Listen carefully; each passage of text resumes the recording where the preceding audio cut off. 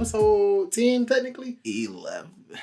The last one was 10. Supposed to be 10. Oh, was it? Yeah. So you want to call this one 10? Yeah. Okay, this is episode 10. Welcome back to episode 10 of the Block Talk Podcast. I am one of your hosts, Bobby. And I am G. Welcome back. Hopefully y'all had a good weekend. Hopefully y'all missed us. We got a lot of feedback on the March Music Madness. Yeah, the brackets? Yeah. We got a lot of feedback on it. A lot of feedback. Somebody said we missed Big Thomas. Mo said we missed Big Thomas. Stay fly. Yeah. You know what? No, that was on my list. Remember I told you I had like those couple of songs that could have made it? Right. That was on there. It was right at the cusp of 11 seed. It was on there. It needed more votes. Like I said, I should have. I didn't do my research at all. I should have did research on Ludacris. Ludacris got to have a song in there. If Nelly got a song in there, Ludacris had to have at least two that could have made it in there. Possibly, but it's like I said, I didn't do the research on it. I should have did. Yeah, and then you know what? When I did the voting, nobody said, "Well, where's this?" Nobody said that. It was just they picked from what was there. Yeah, they picked from what was there. No, I definitely would have added to that. But yeah, it's been good so far. So far, I think my pick is in the lead. I got Geeked Up all the way through. Well, like I said, I got Ignition. I think Ignition is gonna come and take it. But for what crowd? I mean, what crowd? I think most people that listen to us are going to go for Geeked Up. I think the crowd, we will have to bring in like your brother's age range and have them vote to get their pick. But it could just be. I feel like it's a toss up, and it could vary depending on who you asking on what day. Because they're two good songs. They're the 1 and 2 seed for the reason. Yeah. That means out of all them songs over there, that song was there. Yeah. So I will say Geeked Up had the most number ones, but Ignition had the most number twos. And if somebody decides to feel different, it can flip. Yeah, that's true. So that's true. That's March Madness. Yeah, we should do an R&B one too. We should do an R&B. I agree. I wonder. This week coming up, I don't know. I'm gonna try to find a way to balance the bracket with the clips. What you mean? Like the clips for this week that we're recording now versus the brackets. To actually progress the bracket along. Okay, gotcha. Yeah. All right, so we'll see. Make sure y'all go vote on that. Let us know what y'all think should take it all. Like I said, I got Geeked Up all the way through. And I got Ignition. He got Ignition. I got Ignition. It's not a bad vote. It's not. Geeked Up is different. It's not. Yeah. So how was your weekend, man? What y'all do? Me and my girl, we went to this fancy steakhouse in Birmingham called Hyde Park. Hey man, they not sponsoring nothing. Don't you say no names right now. You don't say no names. Cut the check first, all right? So we went to this fancy steakhouse and it was super good. The steak, I got steak. Oh, remember? It didn't come on because it was on the other episode. But remember I told you how she always get the most expensive thing? She got the most expensive thing. She got the second most expensive thing. The most expensive thing was a tomahawk steak. And it was like $120. She didn't get that. I was surprised. She got something for $119? She got the filet. She had the filet mignon with, might have been whatever sauce they put it in. And they had a 8-ounce option and a 12-ounce option. And it was like a $20 difference. Of course, I'm going for the 12. Man, and when that lady had asked her, I'm like, say 8. She like 12. And I'm like, oh, shit. And I end up getting the regular ribeye, and it was delicious. Okay. And they do their steaks, or they do a lot of their food based on Detroit athletes. So mine was the steak golf. She had the filet Sanders. They had like the Daily and the Thomas and That's stuff. Dope. That's dope. I like that. That. So she didn't know what none of it was. She thought those was the chefs who made it. No. And I'm like, no.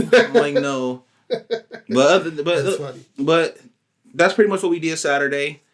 We kicked it Sunday, and I got to work tomorrow, so that's it for me. Ooh. So we what do we do? So yesterday, Saturday, we ended up going to this place called it's Black Owned. So I gotta say the name. Oh, okay. Yeah, it's Black Owned. So I gotta say the name. So it's to this spot called Motor City Java House, down on Old Redford area of Lasser and Grand River. How do you say it? Lasser or Lasher? Lasser. Lasser. Well, honestly, depends on how fast I'm talking. It's like I stopped to purposely say Lasser. Yeah. Because it's the H before the S. Yeah, no, I get it, but I've definitely said Lasher. Yeah, I used to say I've said it. But after I read it, it say Lasser, so I say Lasser. Mm. But anyway, so we've been down there or whatever, because like I told you, I've been trying to plan this fashion show. Mm-hmm. And so I found this really dope spot or whatever that I really want to use. So went down there and met the owners, husband and wife couple or whatever. Saw this really dope artist gallery or whatever. The guy that does the murals along like their alleyway, he has his own gallery, and he was hanging up some new pieces or whatever. Mm-hmm. So that was pretty dope.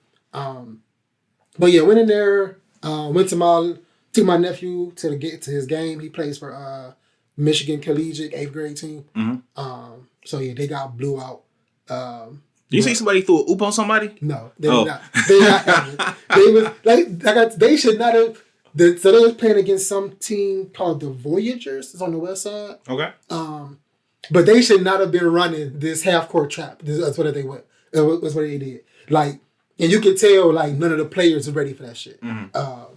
Because like they was all 8th graders dribbling with their head down and stuff like that. They just wasn't aware of what was going on. So the coach was like, his answer to it was, okay, when you pass half court, they go trap you, and their goal is to push you to the sideline or whatever. Mm-hmm. So when they get you on that side, just pick the ball up and throw it at their legs. Then go out on them, and we can restart our play or whatever. That way, we don't lose the ball. That's a terrible plan. So look, this is, to me, like, it was decent, but it would have been better if it actually worked. If it actually worked, it'd been so much better. The reason it didn't work is because the players weren't smart enough. Like they wasn't looking up when they were dribbling. Mm-hmm. So they would just dribble head down into a trap and then pick it up and throw it. And sometimes they throw it inbound instead of out of bounds. Yeah. And it's just somebody pick it up and run down, lay it up. Like, they lost by 39. They lost bad. They lost bad. So my nephew got ejected for throwing the ball at the referee. That sound like him, no? Yeah, he got ejected, but it's whatever. He said this is their first like bad loss. So they just didn't know how to take it. Yeah, every team, no matter how good you think you are, you need to get whooped like that. You need to get popped like that. Yeah. Cause you start winning. Cause I know I felt it when I was having my football season. Mm-hmm. When even when I'm playing 2K, you get on a win streak, you start to feel like y'all the best group of 5 niggas out here. Can't nobody touch y'all. Yeah. Right. And then you go up against some niggas running a 2-3 zone with 3 locks and sharps, and then you can't get the ball up half court. I'm the point guard, so I get all of the stress. Right. And then the team, and I get all of the anger from my teammates. Right. Like, nigga, it's only 3 people guarding you, bro. Like, make a play. And then that's the thing. Like, not to be too basketball-y, but that's the thing about a trap. A lot of the times, if you're not prepared for a trap and you don't know how to counteract the trap will trap you. Yes. So in 2K. When you play with people who don't know what's going on, you get trapped. And they think, well, I'm open down court, throw me the ball. But the thing is, I got 2 niggas in front of me, and this ball got to travel all the way down the court. Right. It's not going to make it to you. So the best way to really counteract the trap, because you're getting double teamed, is to have everybody really closer to the player. Right. Have everybody closer to the ball handler. Right. And make them people have to play you one-on-one. Make them play honest. Because they said, when they came out and trapped you, they said, fuck you. Right. That was disrespect. Right. So out the gate. Yeah, that was disrespect. Yeah. So you gotta, but I'm sure they learned from it, and they probably won't get blew out like that by a trap team again. So hopefully they learned their lesson. I don't think so. But honestly, they aren't as, even if they wasn't running that trap, they would not have beat that team. That team was the team was way more disciplined. It looks like they all take basketball very serious. Like, it's a few players on my nephew's team. Like, my nephew, he clearly don't want to play basketball. He only doing it because he knows how a little bit. Mm-hmm. And so far, every game I went to, he scored at least twice. Mm-hmm. So, like, Well, that's cool that he's at a school where even though he don't want to play, he can play. Like, versus us, nigga, we wanted to play and we couldn't play. Because, nigga, the trials was like 80 people deep. Yeah. And then the teams was decided before we even walked in there. Yeah, it was a wrap. So, and that's why they lost. And that's why they sucked. So. But so yeah, it was crazy. That was my Saturday. So we ended up watching Dominique's dog. Dominique brought her dog over yesterday or whatever, and he ended up staying the night. This little nigga, dog. This little nigga. What's his name? Teddy? Teddy, yeah. So I guess they let him like just run around the house when he like at night or whatever. Mm-hmm. We don't do that in our house. Mm-hmm. Like it's a bedtime. Melanie 9 o'clock is bedtime. Mm-hmm. So she get ready. We got her little like blanket on the couch. Mm-hmm. So every now and again she'll fall asleep on the couch or whatever. But for the most part, she know like when I say it's time to go to bed, she get up and she run downstairs. And I put her in her cage and she good. She sleep all night. Mm-hmm. This little nigga was up crying, yelling, barking, all of that shit. It was horrible. Mm. I slept good. India couldn't sleep. Oh. This one right here, I'm gonna get mine in. So I slept good. And I told her like, yo, it's gonna be all right. Just go roll over, fall asleep. He gonna be all right. Mm. Which cause like he would bark for like maybe an hour or two, and then he'll go to sleep for like maybe 2 or 3 hours. And he get back up. He sit in the cage and he barking or whatever. It was horrible. It was fucking. Would you rather sit dogs or kids? What's the age of the kids? 7. 7? Mm-hmm. The age of the kids is 7. Yes. Shit, man. I don't know. That threw me off. That clip. 7. Yeah. I want a 7-year-old. Because at that point, you can wipe your own ass. Yep. You can talk. Yep. Like, there's... in today's age, like, you can just throw the TV on or throw iPad in front of me, right? Mm-hmm. And at that age, you pretty much, like, you know what you want. You're pretty self-serving or whatever. Mm-hmm. I ain't got to do too much to entertain you or whatever, besides feed you. Right. But I even like my niece and my little cousin, Nash and Tamira, I would watch them. I watched Tamira for like half a day or whatever, for like 6 hours or whatever. Yeah, no, they too little for me. And yeah.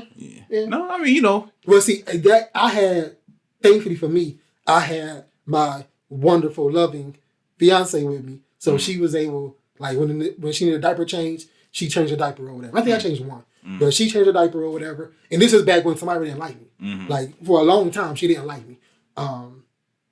So yeah, it was cool. It was cool. But it's certain kids I could watch. Other kids, get the fuck out of here. Don't you dare ask me to watch your kid unless you paying me. No, I get you. So yeah. But yeah, that was on Saturday. So and Sunday, like I said, we ended up going to church or whatever. Basically looking for a church to find a minister to administrate our marriage or whatever, stuff like that. Mm-hmm. But that was pretty much it, man. It was pretty chill weekend. Sounds like a good time. Yeah, it was. I'm really excited about the Joppa house or whatever. Hopefully, if I can get it for this fashion show, for the fashion show I want to do, I think I will do it for like my own stuff for my birthday. Because I've been planning. I think I've been trying to do like a solo, like a real official pop-up shop instead of like, a vendor-based pop-up shop or whatever. Yeah. So like it'll just be like a space, a retail space with all my stuff.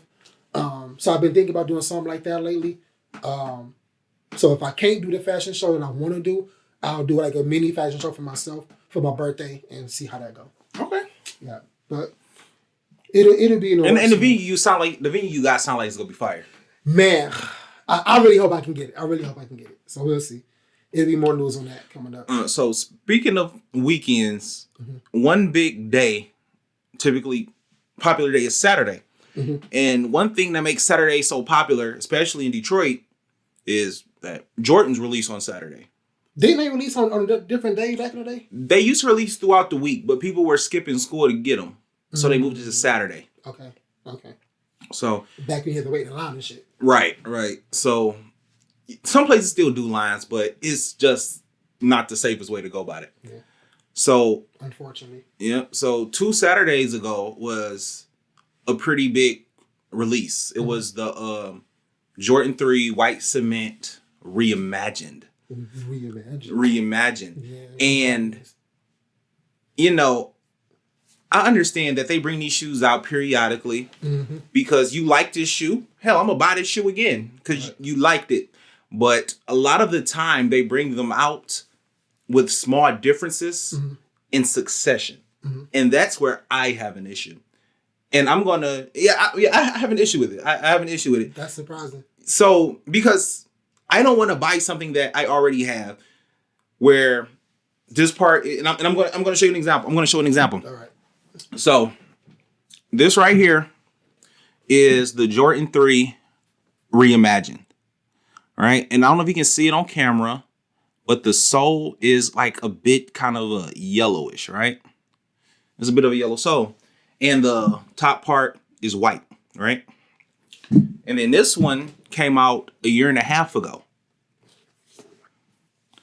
So I don't know if you can see the difference, but this part has red at the top.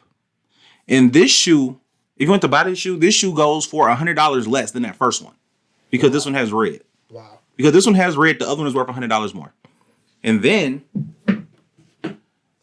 now these are beat, but these right here, if you bought these brand new, they still go for less than that other one. Wow. Just because it's considered an original colorway and they value it more. Right. And for me, like I understand, but if the only difference is this one has red and this one has white and there's $100 difference, no, I'll take the red one. I'll take the red one. And stories and Jordans and that kind of stuff mean something to me, but my money means more. My money means more. And you never been a big Jordan guy. Nah. I never been a big shoe guy in general. Yeah. Like, let's get that guy. I never was a big shoe guy or whatever. I didn't get into shoes until like college and a little bit after college or whatever. Mm-hmm. But Jordan's definitely was not a big Jordan guy or whatever. The shoe, not the player, the shoe. Mm-hmm. But yeah, so stuff like that, little differences or whatever, it's like the same exact shoe to me. And you know what? As somebody who buys Jordans, usually I am like on your side. I mean, usually not on your side, but usually I'm like, you know, it's differences. Right. But when they're that close and it's that big of a price difference, you lost me. Like, you lost me. So I bought these thinking for some reason, I knew they looked familiar, but I didn't think they looked that familiar. And when I got them side by side, I'm like, damn. These niggas got me. These niggas got me. But what's the poster? Got him. That's how they did you. And but I know though, if I keep this original colorway, if I keep them, I don't wear them, in a year or so, they'll be worth probably about $300. Wow. So 300. How much were they now? Like $220. Okay. So okay. Yeah. So, and another thing in sneakers, you know, they do, when it comes to these new sneakers, they do raffles. Mm-hmm. So sometimes they'll be randomized raffles. Sometimes they'll go to specific people. Sometimes they do checks on people to make sure that they're not selling to resellers. Mm-hmm. So we actually had an issue in Detroit recently. A well-known sneaker reseller, Delshawn Farver, he won some Nike SB Jordan 4s. So it was like a limited release, and he won a raffle. And the company he won the raffle from did a background check on him. What was the company? I do not know. I can send it to you in post. So it was somebody that wasn't Nike? No, it wasn't Nike directly. It was like a mom and pop shop. Okay. And their thing is, well, we don't like to sell to sneaker resellers. And we see that you're a sneaker reseller. So even though you won this raffle, we're not going to give you this shoe. That's bullshit. And see, you say it's bullshit. That's bullshit. But I don't know if I agree. Okay, so well, because in as a person with a business, you don't have to, if you feel someone is gonna use your product in a way you don't intend, you don't have to sell it to them. Like I said, you know, you're royal lineage, you're black excellence. If white supremacist wants to buy your clothes to go on tour with or whatever, you don't have to sell them your clothes. That's true. I don't. And I feel like you wouldn't want to sell your clothes to them. Honestly, I would question the intent, no doubt. I would definitely question the intent behind it or whatever. But if it ever came up, I don't see a situation where a white supremacist wanted to buy a black excellence hoodie. Like if they wanted to buy out my entire stock and burn it right after, like you brought out my entire stock. But they don't want to. You paid full price for every single hoodie I had in here, and you burnt all of them. Listen to what you just did. You paid full price for all of these hoodies in here, and you want to burn them all. Well, you you said burn. So what I'm saying, that person wears your clothes. Like they're wearing them. They're advertising your clothes. So whenever they go out on TV, they go out and they lose races and they do some racist shit. Royal lineage is across their chest every time they wild out. and you sold that to them, and you knew what they was about. If it's a white guy in a black Exodus hoodie, you not go question like the motive behind him. You sold it to him. If you see it on TV, like you can clearly see, like, okay, this guy is trying to bring a negative connotation to the black community. If you see a white guy in a black Exodus hoodie, you go clearly see, like, okay, this guy is trying to bring a negative connotation to the black community. So when it's a difference. So when a white guy came to you to buy it, you had the option to not sell it. Is what I'm saying. I don't know their intent. I don't know their intent. Now, I guess the mom and pop shop you said did a background check on this guy, and they checked it. But my thing is, you're a small retail shop. You're gonna get your money, and it's not gonna be. In my case, I would have to be a little more diligent with the background check in that particular situation. But with a reseller, you're not doing harm to anybody. You're not doing. They're doing harm to the sneaker selling community. I mean, not sneaker selling, but to the sneaker community. The issue is the mom and pops are gonna look at her like, "Nah, you gonna make more money off this shoe than I am. That's why I'm not selling you this shoe." That's the real thing, G. That can be the real thing. That's the real thing. But you know what? In the sneakers and reselling, so many people who have the means buy it just because they can, or like say whether they have bots or whatever, just to sell it to people who wanted it and couldn't get it.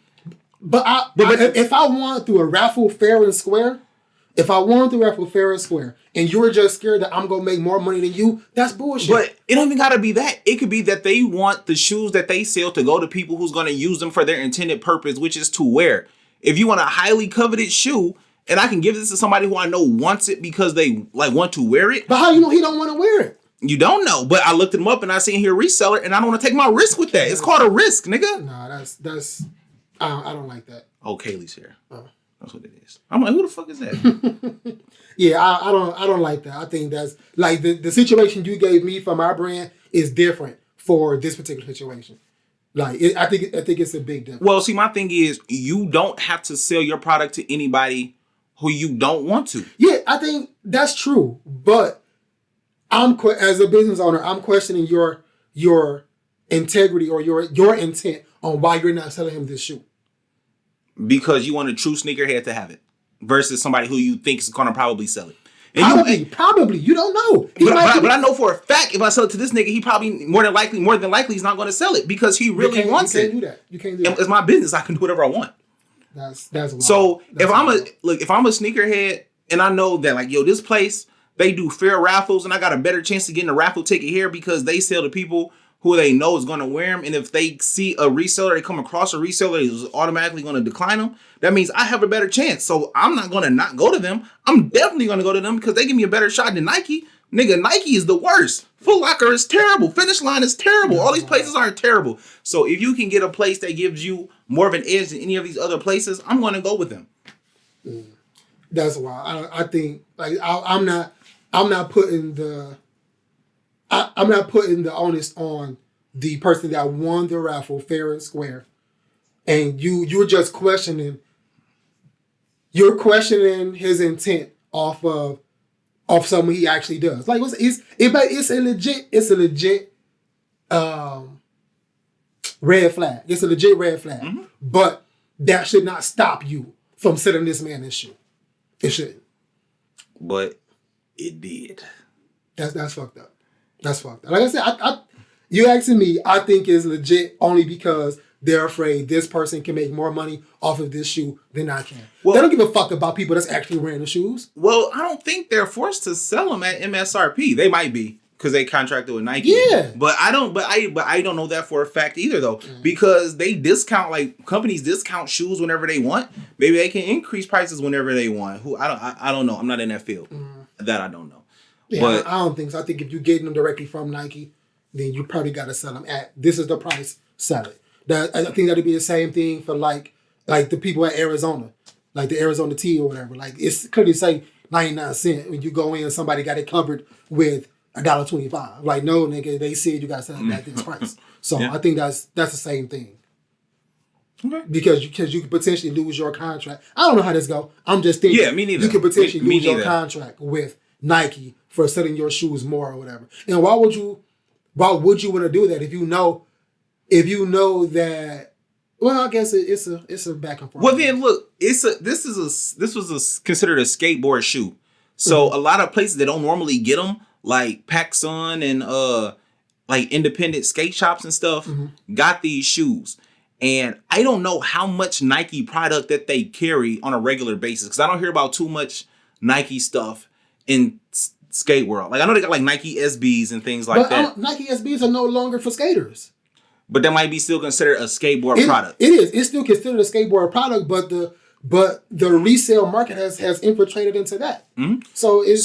So what I'm saying is, if they're the companies, like these independent companies who got these new Jordan 4 Nike SBs, if they don't get a lot of Nike product normally, or they don't sell a lot of Nike product normally, then, well, fuck it. Y'all can send me this shipment. It's normally $200. I'm gonna sell it for $4. Fuck this contract. Like, don't send me nothing else, because I don't sell y'all shit no way. Nah, I wouldn't. I would sell it at the price they gave it to me at, just because I. And then that's like telling you how much money you can make in profit. But that's what you do when you deal with these big companies. You partner with them to get their stuff in your store, because you know that on this shoe I'm gonna make 80, of this shoe it's a guarantee. You ain't got to worry about how much you're gonna make off of it. Yeah, it's guaranteed to make this much off of a Jordan 4. Off of a Yeezy, off of a this, off of a that. I'm guaranteed to make this because I bought it for this, and they sell it for, even on their website, they sell it for this. So I know it's fair.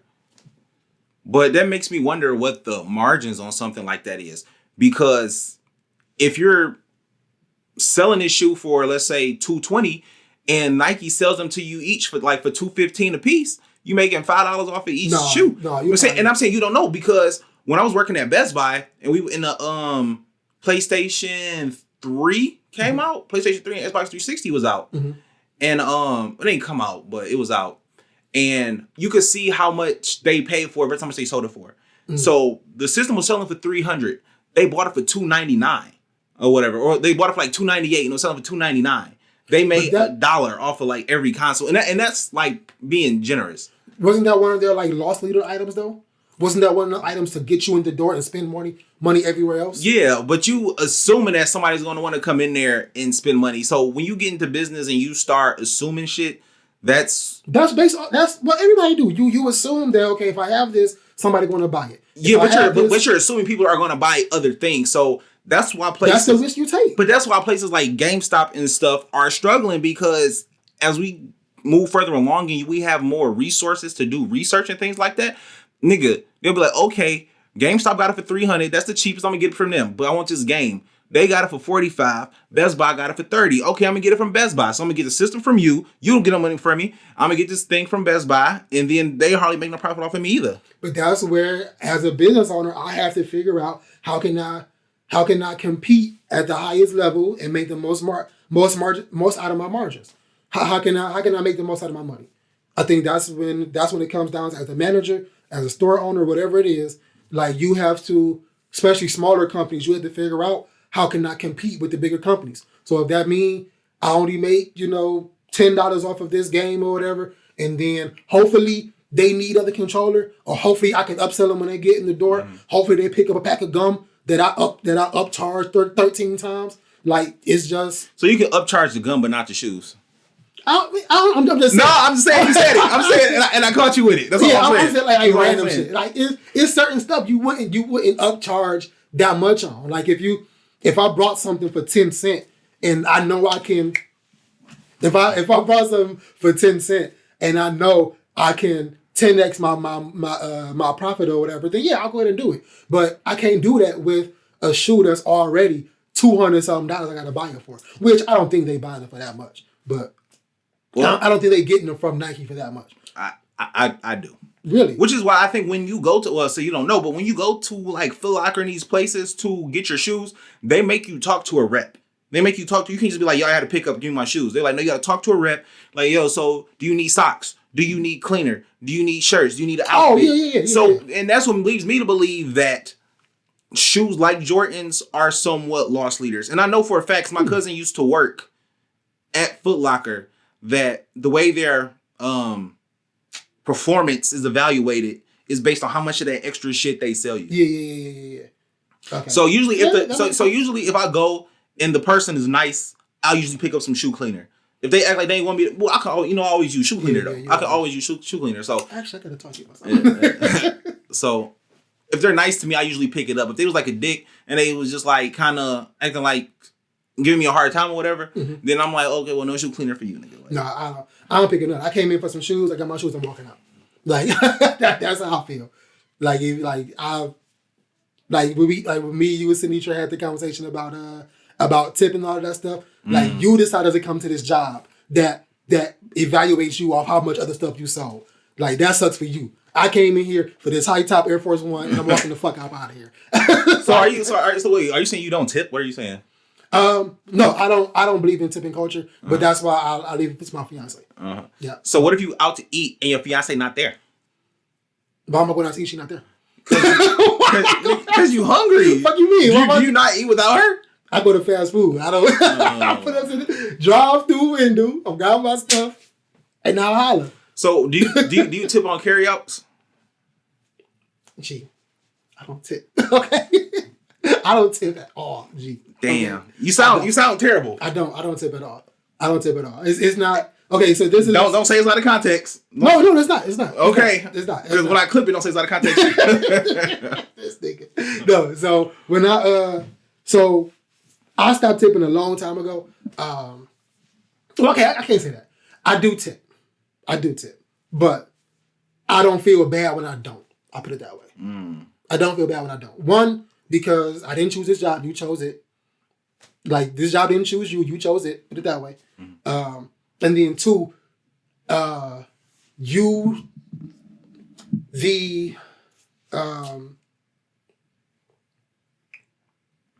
whatever business you work in, or whatever restaurant you're working in or whatever, they can afford to pay you a minimum wage. No matter what restaurant you go to, they make enough money just off alcohol to pay you a living wage. Period. Oh, not living wage, a minimum wage. Living wage is different. But that's not how it's set up though. So but why not? Okay, why not? Because nobody has made it. Don't get me wrong. Some of these places do pay their employees like a minimum wage, and then they like split tips, but they have to split them like with everybody. Yeah, so with like 50 people. Yeah, so one of those kind of deals. But I forgot what the fuck I was saying. No, so this is my thing. My thing is what the fuck? Damn, go ahead, bro. So my thing is just this. Really, really simple. Like I said, you apply for that job, you apply for that job didn't apply for you, period. So you knew what you was getting into when you walked in.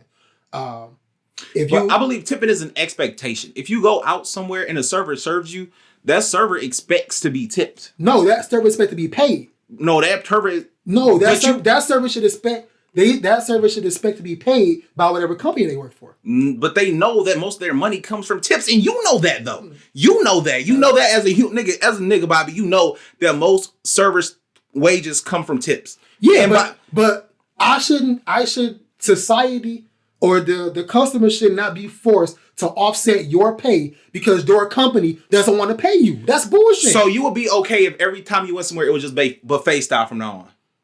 So that way it's just because that is what it's going to come to. Because I believe more companies will get rid of their employees than pay them a better wage. And they'll be like, okay, people like our food. They come and get our food, but they got to serve that shit themselves because we ain't got nobody to do it.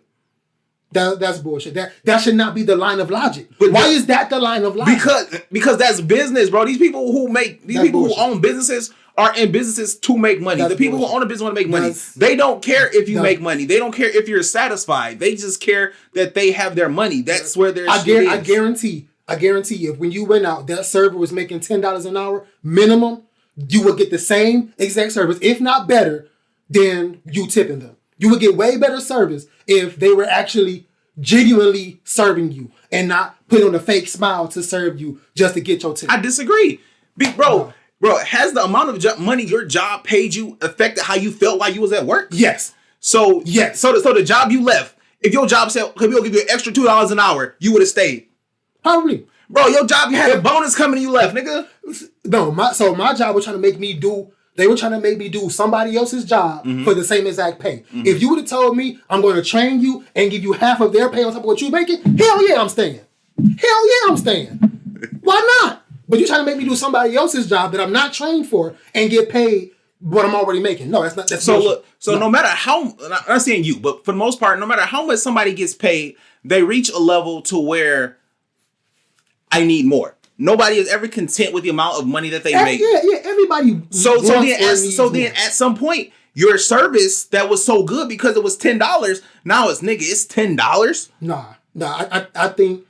I think when you so not necessarily expectation, but I can't speak for everybody. For me, I know that if I was to get into a server position and I only made $2.35 plus whatever tips are, then I would be highly upset that I got to walk in here and put on this fake smile and fake serve people and fake interested. Whether I could versus walking in here knowing, you know what, it's $10 an hour. Okay, I can serve these people. I can be my genuine self and not feel upset about whether they tip me or not, because I know guaranteed I'm making this $10 an hour. Not okay. I made $2.35 an hour, but I got 6 from this person. I got 20 from that person. I got 10 from this person. I got nothing from this person. So now I personally would feel genuinely way more happy and satisfied knowing guaranteed, no matter what, I'm guaranteed this money because I did my job. I served this person. So you rather have a higher floor with no ceiling than like no floor and a high ceiling?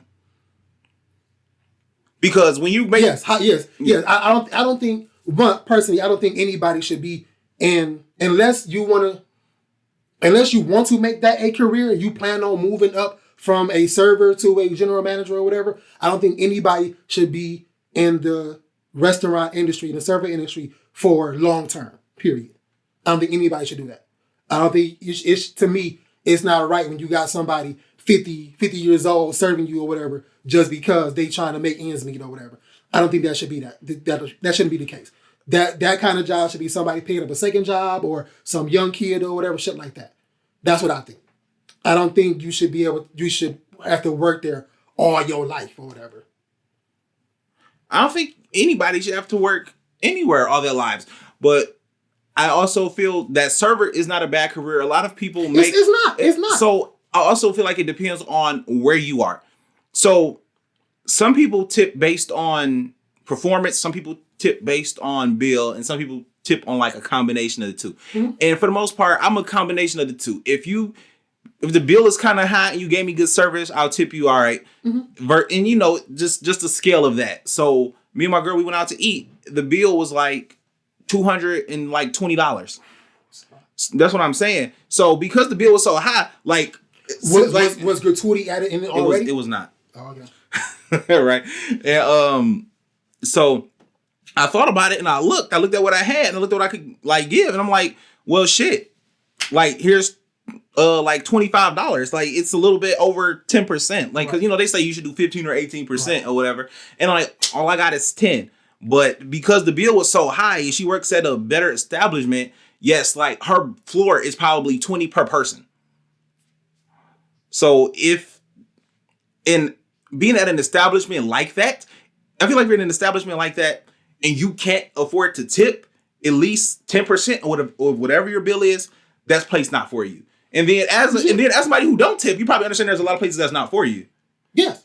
Like I don't really go out to eat to begin with in general. Mm-hmm. And then when I do go out to eat, the places I do go to, they already add gratuity to the bill. Mm-hmm. So at the end of the day, what I'm saying is null and void because I'm tipping no matter what. Well, when you go out, you probably go out with your family and it's like 8 of y'all. And they like add it to like majority of the time, like my family do like house dinners or whatever. We don't really go out like that. Mm-hmm. Like we rarely go out when it's with family or whatever. I mostly go out with India. But yeah, for the most part, wherever we go, the gratuity is added to the bill.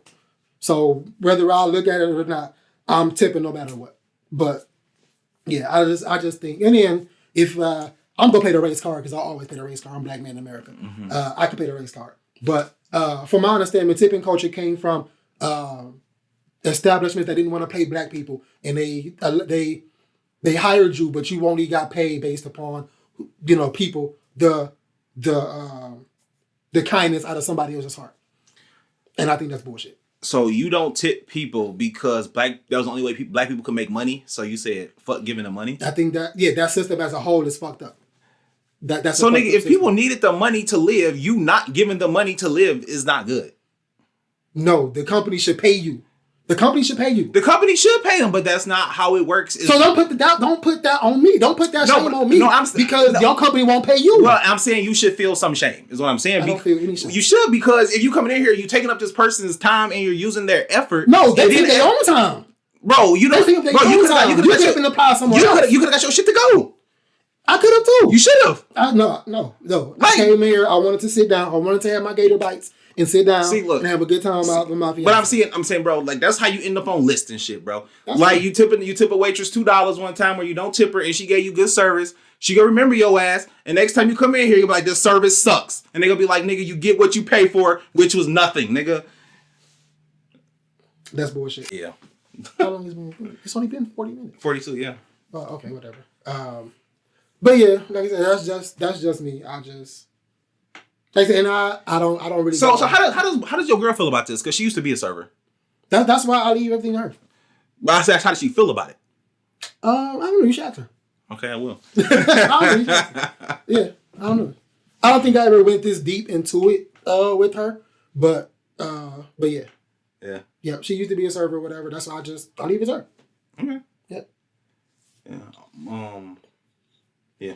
Anyway, speaking of our girls,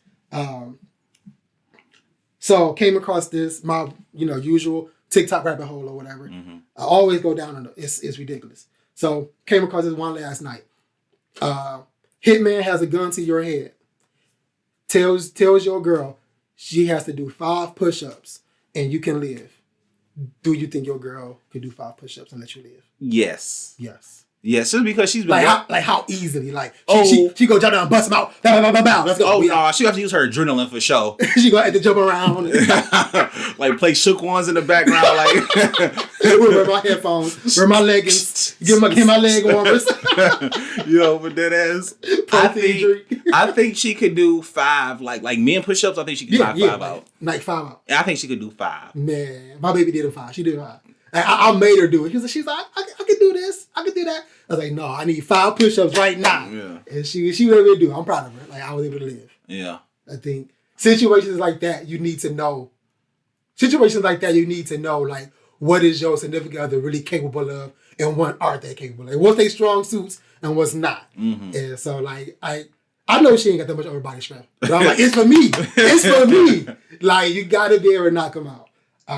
I actually, like, I wanted to say this. I'm going to say it. Okay. Different topic over there. I'm going to say it. Yeah. So, I believe she could. So she's been, like, working out really heavy as of late. Mm-hmm. So, I believe she got the strength. Yeah. But I wouldn't say that's her strength, like, other than a couple. Mm-hmm. Like, physically, nah. Mm-hmm. No. But, like, hey, we the one couple want to play in Scrabble. It's over with. Yeah. It's over with. Y'all sit down and play just for fun. Just one person digging in the bag trying to figure out words. Like, that's your wild. Man, I want her to get into chess, but she not. I thought India said she was into chess. India said Kayla was into chess. No, I was trying to get her into it. She was in the Queen's Gambit. She lied to me. She said your girl plays chess with every guy she met. Oh, I didn't hear that one. Yeah, she lied to me. We gotta talk about that. Every nigga she know play chess? That's crazy. I didn't know that. Maybe Scrabble. I don't know, maybe. Yeah, she said it. Yeah. Oh man, funny thing too. Like literally like yesterday, it was me and India's friend anniversary. Oh wow. Yeah. On Facebook? Yeah. That's wild. Yeah. And I'm like, what the fuck? That's wild. And it's always like the same picture every year. The one time we went golfing, like the same picture every year. Oh shit, speaking of golfing. So Topgolf is making a new like restaurant called Jump Shot. Yeah. Where that's gonna be? Is it Jump Shot or Top Shot? I think it's Jump Shot. I don't know, but like I don't think it's like coming out no time soon. But they showed like like a 3D rendering of like the space or whatever. And I was like, yeah, I'll do that. Yeah. I'll do that. Like I would go to Topgolf first and then go to that, but I was like, yeah. Yeah, I still want to go to Topgolf too, man. My car in the fucking shop right now, dog. What happened? You telling me? Like what happened? Man, I don't know. I took it to the I had my check engine light was on for a while, and I was having trouble accelerating.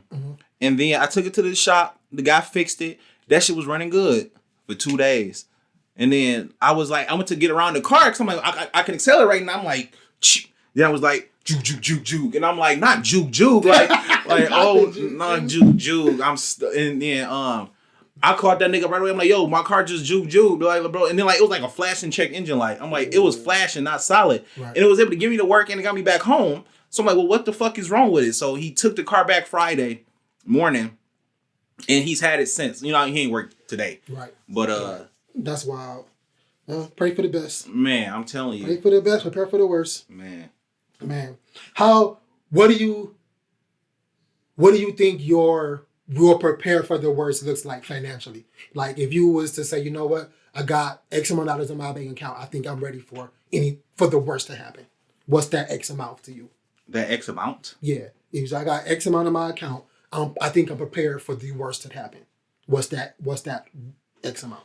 Oh shit. Probably like 20 G's. I don't have that, but that's what you know what I'm saying. Like if you was to have it, like how much would you? Yeah, I would say 20 to 25 G's would be the worst, because the worst is I'm not making any money, my girl's not making any money, and we still have to live.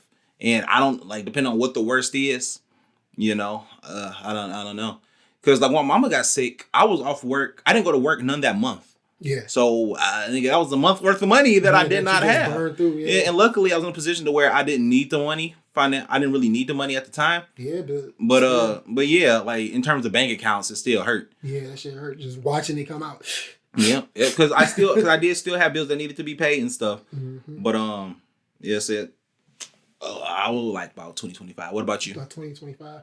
I don't know. I think it'll be a little bit more. I think for me it'll be a little more. It'll be around like probably double. Probably. Like just because I got. Well, okay. Well, so mine was like a short-term worse. Yours sounds catastrophic. No, yeah. Yours sound like, nigga, once this is gone, you ain't gonna making it anyway. Like, like I would, maybe not, maybe like 40, maybe like 40, maybe not 50, but like 40. But yeah, I would. Yeah, I think I would look at what you said. Like if there's no money coming into the house and we have to survive off, just this particular amount. I would want it to be able to last at least maybe 50, because I want it to at least last a year and a half. Bro, but I'm saying, what's going on with y'all life for a year? I don't know. No, like, it's to prepare for the worst. Whatever the worst could be. Bro, I'm 50. saying if it's that bad, bro, the worst is that's just prolonging whatever's about to happen. Because that shit sounds like it's gonna detonate to me.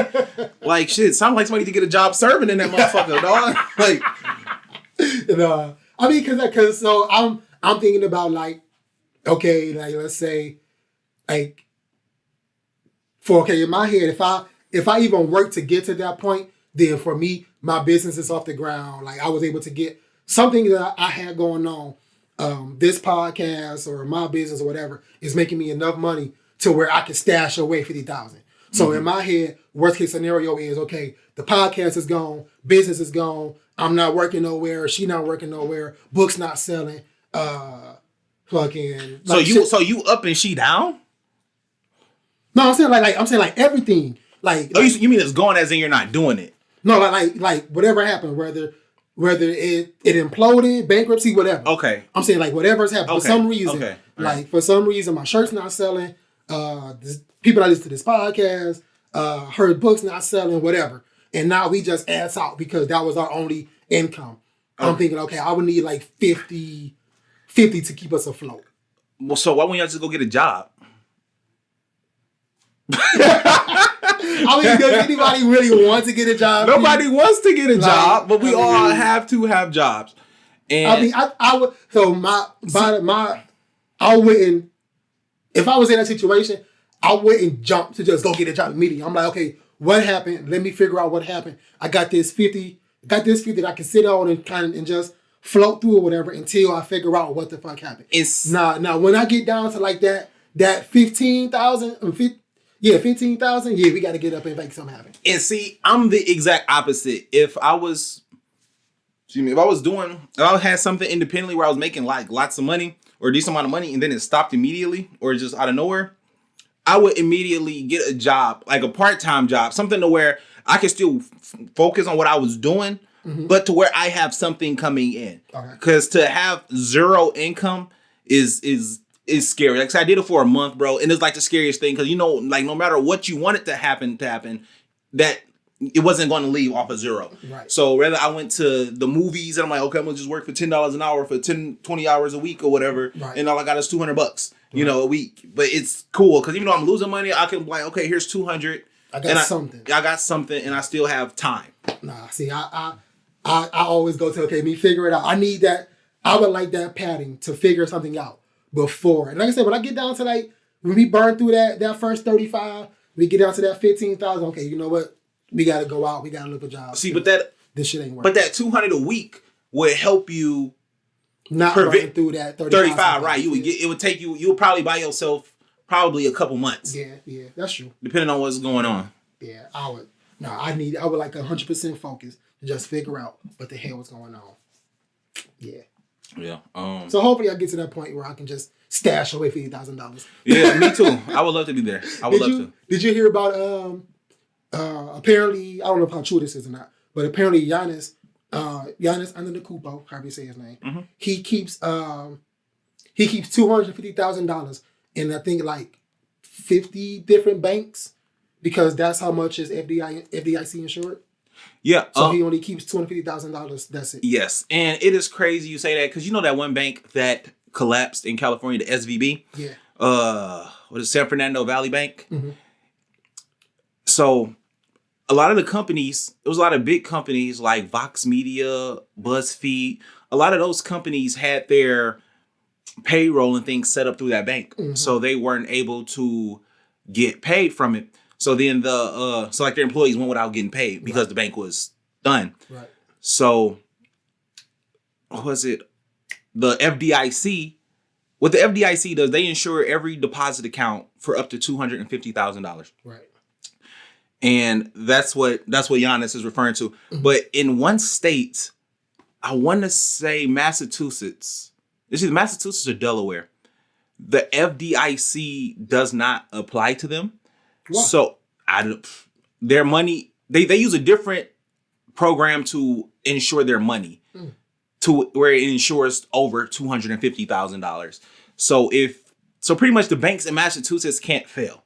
Oh. So I don't I would have loved to do more research on it, but it was off the top. Yeah, but it's crazy though what happened with SVB because when you deposit money into a bank, the bank takes your money and they pretty much gamble with your money. They invest your money, and then for you giving them your money, that's when they provide you with that interest rate. They'd be like, "Yo, we'll give you 0.8% for letting us hold your money." And they said the more they need money, the more they'll give you an interest. Right. So like we don't really need your money. We got lots of it. 0.8. We need your money really bad, 4%. And if you think about it, like somebody who has $1 million into a bank and you're getting 4%, you're getting $40,000 to just have $1 million in the bank. You're getting $40,000 every year because you have $1 million. That's wild. That's crazy. Yeah. So that's your safety net to some nigga. You know what I'm saying? And I gotta wait a whole year to get $40,000. That's what well, yeah, but you're a millionaire, so if you got $1 million, I'm sure you have more. Yeah. You might, I don't know, but what SVB was doing was a lot of these banks they'll buy bonds, like bank bonds. And with a bank bond, you have to hold it for a certain amount of time to make it reach maturity. So they were taking the money that they were getting from these companies and they were buying these long-term bonds. Mm-hmm. And when people decided to pull their money out, the bonds have not matured yet. So their bonds weren't even worth the money that they paid them yet. Wow. Because if you buy a $100 bond, you have to hold it for so long before it's worth $100. And then after that, then it starts to build interest. So you got to hold it before it even gets up to $100. That's wild. So, yeah. And then when everybody came to get their money out, they didn't have it. They put it all in some long-term shit. That's wild. Yeah. Imagine going to the bank and saying, we ain't got your money. So, and that's another thing too. individual banks, bro, like working at the bank, our bank never held more than $40,000 or $50,000. I heard about that. Yeah. So people think we print money. We don't print money. We get money delivered, and it's a security risk because we don't want to get robbed for $150,000. So when a bank has cash, their cash is held at it's like a deposit center. It's like these random looking buildings in depositories. So we'll have our auditors go down there once like a month or once every 3 months to go and do a physical count of the cash.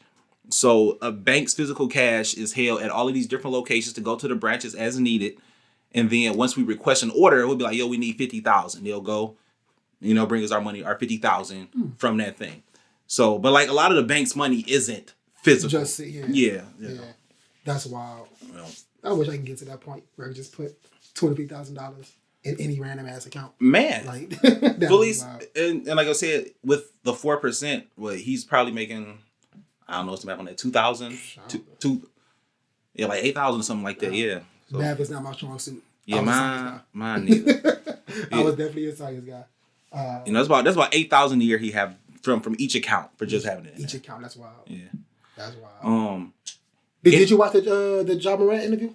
No, I didn't watch it either. Me neither. It looked way too PR-ish. It looked way too much like, here's the questions, say this. Ja, here's the answers, say this. Like, I was like, man, not Ja Morant. Jalen Rose kind of like my brother. Look like? Yes. I never made that. Bro. I'm gonna put it on the screen. Y'all let me know. And I'm gonna see a picture of Jerry too to put next to it. Just from far away. Oh shit. Just from far away. I see it. Yeah. I see it. Right? Yeah, I see it. Yeah. I see it now. It was the glasses. Yeah, the glasses and the t-shirt and then the same facial hair. Yeah. And Jerry kind of rock his hair like that now too. Really? Yeah. Oh wow. Yeah. We closing on an hour. Anything you wanted to anything you wanted to announce or Yeah. We as you can see, we got a new, like, in a different spot, different backdrop or whatever. Really cool. We had somebody on spot. But anyway, we have been working behind the scenes trying to figure out how could we bring in a new third guest. And a lot of people as in like my fiance, have been saying we need a girl's perspective on things. So we decided to bring in my good friend, Sinitra. She is very smart, very talented. She has a business. She comes from a different walk of life. Very interesting perspective. She's the nosy neighbor that you love to have next door. So I think she'll be a really good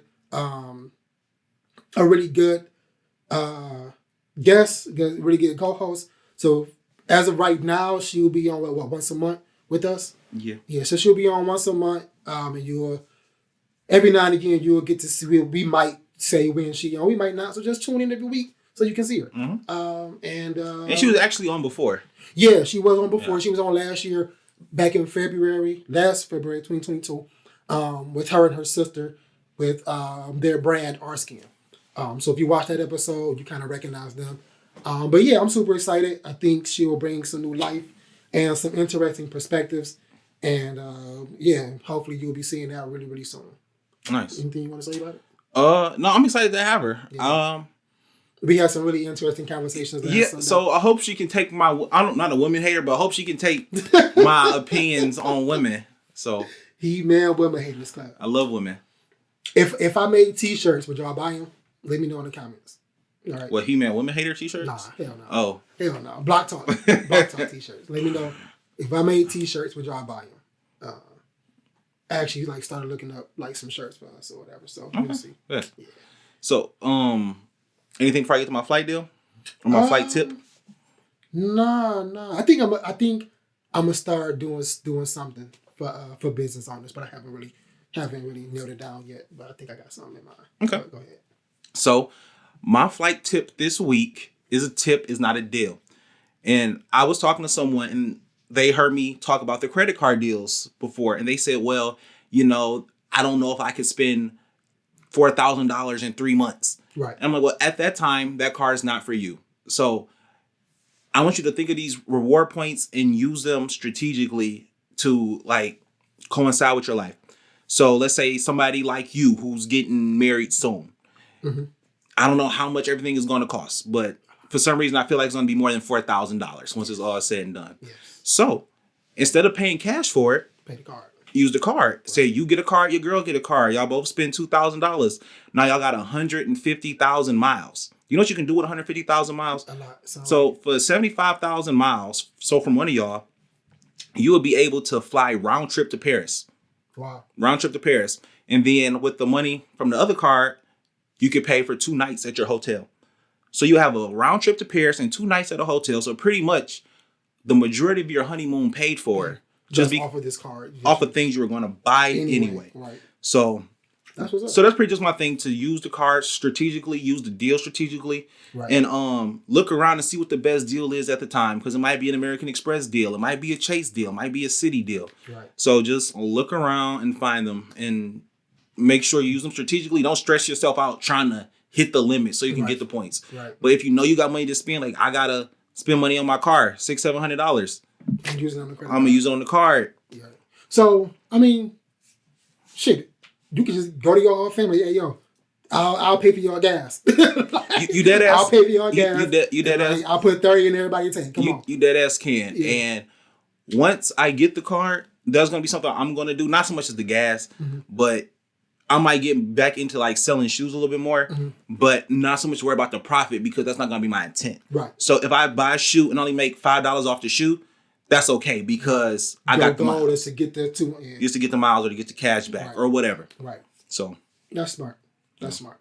Matter of fact, we need to start looking at stuff, because we need to start looking at that kind of stuff for honeymoon stuff, because it's gonna be rough. Because like I said, if you get the cards, your honeymoon is paid for it. Right. You ain't got to worry about it. Yeah. Well, yeah, we gotta start thinking about where you want to go. I said Hawaii, but I think she would like Hawaii, but I think she would like Paris more. Yeah. Yeah, I don't know. Sure, well, she been in France, so we'll see. I'll talk to her about it. We'll see how that go. But yeah, I think that's it, man. Y'all let us know how y'all like the new setup for right now. Like I said, this will be a once a week thing, and then we'll be once a month. Yeah, sorry, once a month thing, and then we'll be bouncing back and forth. But like I said, I'm working on a kind of tip idea or tip thing for business owners or whatever. So I'll let y'all know when that drop. And don't clip it. I want people to actually watch the episode to get the info. Okay. Yeah. All right, got you. You gotta actually watch the episode to get the info. But yeah.